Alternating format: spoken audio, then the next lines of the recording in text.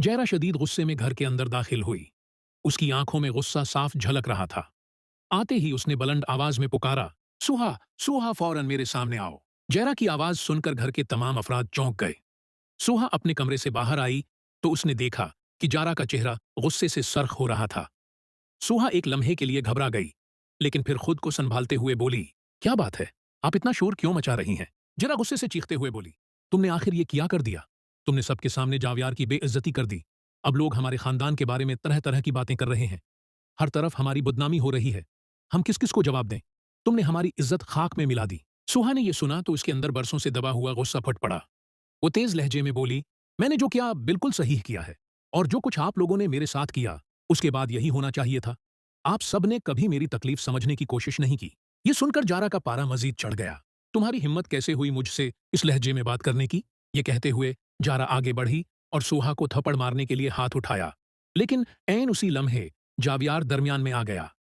उसने फौरन जारा का हाथ पकड़ लिया। जरा, ये तुम क्या कर रही हो? जारा हैरान रह गई।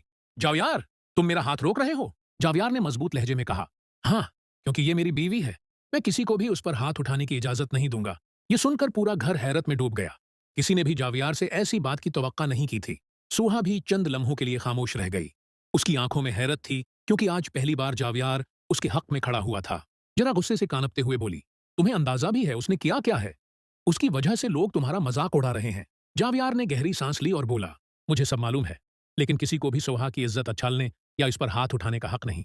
इतने में घर के बाकी अफराद भी वहां जमा हो गए।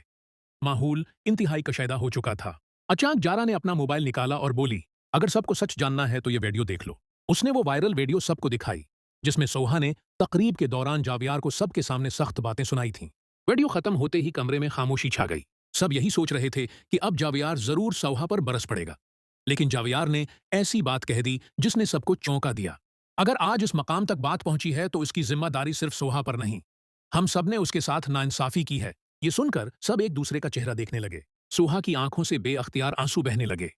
उसे जिंदगी में पहली बार महसूस हुआ कि कोई उसकी तकलीफ समझ रहा है, लेकिन जारा ये सब बर्दाश्त नहीं कर पा रही थी। वो खामोशी से वहां से चली गई, मगर उसके दिल में इंतकाम की आग भड़क रही थी। रात गहरी हो चुकी थी। सब लोग अपने कमरों में जा चुके थे, लेकिन जारा जाग रही थी। वो बार बार कमरे में चक्कर लगा रही थी। आखिरकार उसने एक खफिया नंबर मिलाया। दूसरी तरफ से किसी शख्स ने फोन उठाया।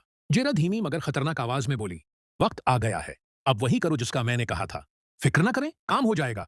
इस बार कोई गलती नहीं होनी चाहिए। मैं चाहती हूं कि सुहा इस घर से हमेशा के लिए चली जाए।